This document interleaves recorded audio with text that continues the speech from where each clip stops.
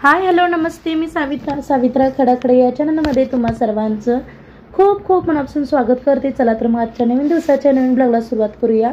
तर आज आहे संडे आणि आज आहे अमावस्या आणि चला म्हटलं आज ना आपल्याला उंबरठ्याची पूजा वगैरे करायची आहे। आमच्या इकडे ना सोलापूर भागामध्ये ना अमावस्या वगैरे असं इतका असं ना एक सणच असल्यासारखं वाटतं बरं का। आणि खरंच खूप छान वाटतं आणि सगळे असे फरशा वगैरे पुसून वगैरे घेतला आणि माझी अंघोळ वगैरे झाली। मग अंघोळ झाल्यानंतर चला म्हटलं आता उंबरठ्याची पूजा, देवपूजा, तुळशीची पूजा वगैरे सगळी करायची बाकी आहे। आणि आम्ही इकडे उंबरठ्याची पूजा करायला घेतलेली आहे आणि अगोदर सगळा उंबरठा सगळं स्वच्छ धुवून वगैरे घेतला आणि इकडे बघा मी फुलं आणि हळदीचं लेपन घेतलेलं आहे, रांगोळी, हळद कुंकू, माचीस, अगरबत्ती, दिवा वगैरे घेतलेला आहे। आणि मी ना अगोदर उंबरठा स्वच्छ पाण्याने धुवून पुसून घेतला आणि पुसल्यानंतर बघा खूप छान वाटतं बरं का। असं आपण हळदीचं लेपन वगैरे केल्यानंतर ना घरात असं इतकं असं प्रसन्न वातावरण वाटतं ना की आज काय सणच आहे असं वाटते। पण उंबरठ्यावरचं हळदीचं लेपन करणं खरंच खूप छान आहे बरं का। आणि हे बघा उंबरठा हा लाकडाचाच असा आहे आमचा आणि खरंच हळद लाकडाच्या ह्याच्यावरती ना खूप छान वाटतं हळदीचं लेपन।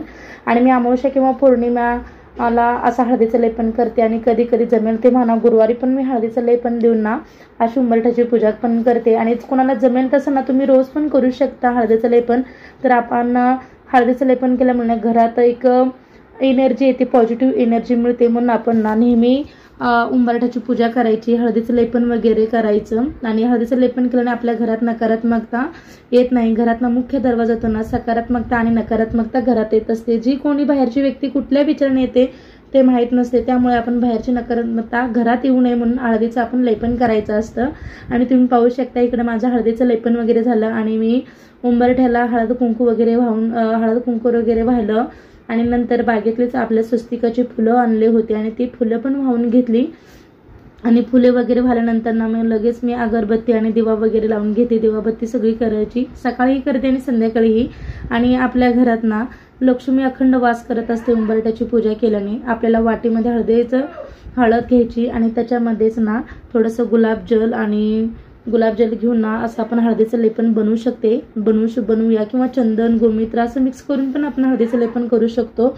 आणि गोमित्र घरात सगळीकडे शिंपडायचं आणि खरंच त्यामुळे ना घरात इतकं अशी पॉझिटिव्ह एनर्जी असते ना, खरंच खूप छान वाटतं आणि खूप त्याचे फायदे आहेत। आपण उंबरठ्यावर पाणी शिंपडून बघा, तुम्ही पाहू शकता। आता माझी ना फायनली उंबरठ्याची पूजा वगैरे झाली, हळदीचं लेपन वगैरे करून झालं आणि नमस्कार वगैरे केला आणि दिवाबत्ती वगैरे करून घेतलेली आहे। आणि अशा प्रकारे आपण हळदीचं लेपन वगैरे करून घेऊ शकतो। आणि तुम्ही पाहू शकताय आणि आता सकाळच्या फक्त 6:45 वाजलेले आहेत आणि आमच्या इकडनं अमावस्या वगैरे असले ना लवकरच उठून सकाळीची कामं वगैरे करून ना हळदीचं लेपन वगैरे करून दारात सडा रांगोळी वगैरे झालेली असते। आणि चला म्हटलं आज भरपूर अशा भेंडी होती आणि भेंडीची मसाला भेंडी बनवूया। आणि मी इकडे ना भेंडी चिरायला घेतलेली आहे मसाला भेंडी बनवण्यासाठी। खूप दिवस झाले बरं का मसाला भेंडी बनवलीच नव्हती, पण अचानक काय झालं हो म्हणले चला आज अमावस्या आहे तर आपल्याला बाळूमामाला जाऊया। मग मी मसाला भेंडी बनवायची तिथंच राहून गेलं आणि आता आम्ही निघालेलो आहे बेलाटी बाळूमामाला। आणि तुम्ही पाहू शकता एकदम असं थंडगार असा वारा सुटलेला आहे, कारण काल ना इकडे थोडासा पाऊस झालता आमच्या इकडेही, पण आमच्यापेक्षा ना इकडं थोडासा जास्तीच झालता। आणि आत्ता वाजलेले 7:30 वाजलेले आहेत सकाळच्या। मी लवकरच निघाले, स्वयंपाक वगैरे काही बनवलं नाहीये। मसाला भेंडी बनव म्हटली पण फक्त भेंड्या चिरून मग मी ठेवून आले आणि फायनली आता आम्ही मंदिरात येऊन पोहोचलेलो आहे। तेवढी काही गर्दी नाही जास्तीची आत्ता, पण नंतर ना 8-9 वाजता भरपूर अशी गर्दी असते अमावस्याला। तुम्ही पाहू शकताय श्री संत बाळूमामाचं मंदिर बेलाटीचं आहे आणि खरंच खूप छान आहे बरं, काही नवीनच झालेलं आहे। नवीन म्हणजे आता एक 7-8 वर्ष तरी झाले मी आल्यापासून, माझं लग्न झाल्यापासून तर हा मंदिर आहे, पण त्याच्या आधी कधी झाले मला माहिती नाही मंदिर हे। आणि खरंच खूप छान आहे बरं का आणि प्रचंड गर्दी असते आणि मंदिरात सगळी सोयीसुविधा आहे, पाण्याची सुविधा आहे आणि महाप्रसाद पण असतो। आणि तुम्ही पाहू शकता इथे बघा दर्शनासाठी रांगेत सगळे लोक उभारलेले आहेत, तिकडे आहे पालखी वगैरे। आणि शौरला पण ना खरंच खूप आवडतं असं मंदिरात यायला दर्शना घ्यायला। आणि आम्ही दर्शन वगैरे घेतलं आणि नंतर महाप्रसादा बसलो आणि तुम्ही पाहू शकता लापसी बनवली होती आज महाप्रसादामध्ये, आमटी भात वगैरे। मी आणि शौर्य आम्ही तिघंही महाप्रसाद खाल्लो आणि खरंच मंदिरातला प्रसाद ना खरंच खूप टेस्टी असतो बरं का। घरातल्या जेवणापेक्षा ना मंदिरात ना इतकं असं टेस्टी असतं ना आपल्याला जास्तीच असं जेवण जातं बरं का। आणि आमचं जेवण वगैरे झालं तिथं, मग शौर्यला थोडंसं खेळायचं होतं म्हणून बघा इकडे घसरगुंडी वगैरे तो खेळायला आलेला आहे. त्यांचे शौर्यचे पप्पा आणि शौर्य दोघंही तिकडे आहेत. मी थोडासा व्हिडिओ शूट वगैरे केला आणि शौर्यला अजून खेळायचं होतं आणि चला म्हटलं घरी भरपूर कामं आहेत, आज संडे असल्यामुळे घरातली कामं पण भरपूर असणारच. आणि आता आम्ही निघालेलो आहे घरी फायनली. आणि घरी निघाल्यानंतर बघा अजून शौर्य म्हणलं की अजून थोडंसं खेळायचं, परत रिटर्न गेलो, परत अजून त्यासाठी ना थोडंसं खेळलो, अजून त्याला बास होईपर्यंत आज खेळवलं.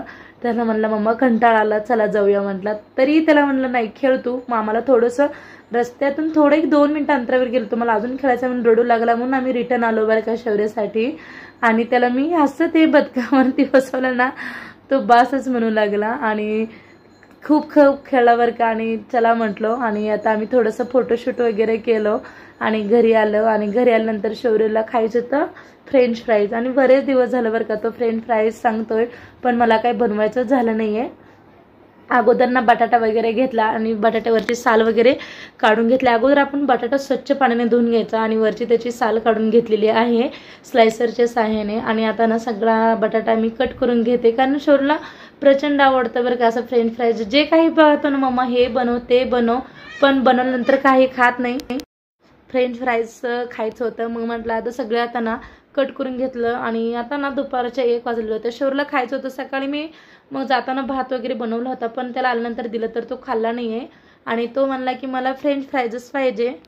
म्हणून मग इकडे ना फ्रेंच फ्राईज बनवण्यासाठी घेतला आणि सगळे बघा इकडे बटाटे ना एका आकारचे असे कट करून घेतले. घाई गडबडीत मी पहिल्यांदाच बनवले बरं का फ्रेंच फ्राईज कसे होतात पाहावं म्हटलं. अजून नेक्स्ट टाइम अजून तेव्हा बनवेल ना तेव्हा तुमच्याशी व्यवस्थितपणे मी शेअर करेन.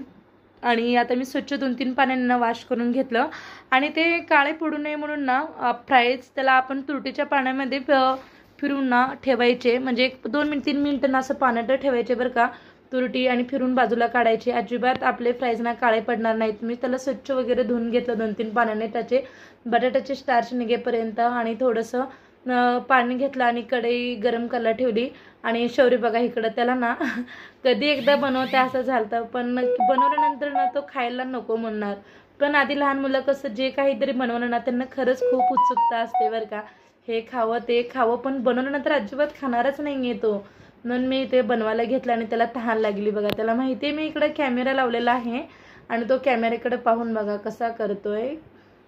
आणि बघा तो त्याला माहिती आहे मी कॅमेरा लावलेला आहे आणि तो गेला आता निघून. म्हटलं आता चला पाणी उकळायला ठेवलेलं आहे, थोडंसं मीठ टाकून घेतलं कढईमध्ये आणि फ्राईज बाजूला ठेवलेले आहेत. आणि त्याला आता मी कढईमध्ये 2-3 मिनिटं ना एक उकळी काढून घेणार आहे. जास्तीची उकळी काढायची नाही आहे, जास्तीत जर उकळी काढली ना आपले फ्राईज व्यवस्थित होणार नाहीत, जास्त असं तेलकट आणि ऑइली होतात. म्हणून मी म्हटलं आता चला तुम्ही पाहू शकताय थोडंसं काही तर रेसिपीमध्ये चुकलं असेल तर समजून घ्या. मी पहिल्यांदाच फ्राईज बनवते आणि सगळ्या फ्राईज ना शिजून झाल्या. आणि शिजवल्यानंतर बघा तुम्ही पाहू शकता 1-2 मिनिटं उकळी आली छानपैकी. आणि मी एका चाळणीच्या काढून घेतलेलं आहे चाळणीमध्ये आणि एका सुती कापडावरती सगळीकडे पसरवलं आणि मोकळे मोकळे करून घेतले. आणि 1-अर्धा तास ना त्याला असं ठेवलेलं आहे, पूर्ण त्याचं ना पाणी निथून जाईपर्यंत आणि त्याला व्यवस्थित असं कोटिंग आलं पाहिजे. त्याच्यावरती मी थोडंसं कॉर्नफ्लॉवर हे ॲड करणार आहे, पण माझ्याकडे कॉर्नफ्लॉवर नेमका संपला होता, म्हणून मी काय केलेलं आहे तांदळाचं पीठ वापरलं आणि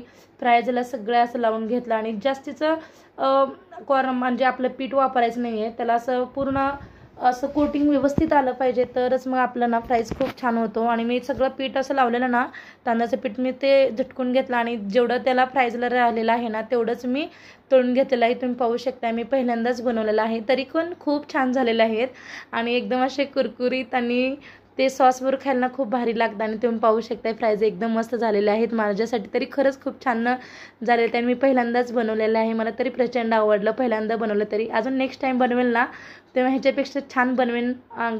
फ्रेंच फ्राईज कसे बनवले होते कमेंट बॉक्समध्ये सांगा. आणि तुम्हाला जर माझा थोडा जरी व्हिडिओ आवडत असल्यास एक लाईक करा आणि जास्तीत जास्त लोकांपर्यंत शेअर करा आणि सबस्क्राईब करायला अजिबात विसरू नका. पुन्हा भेटूया अशा छानशा व्हिडिओमध्ये.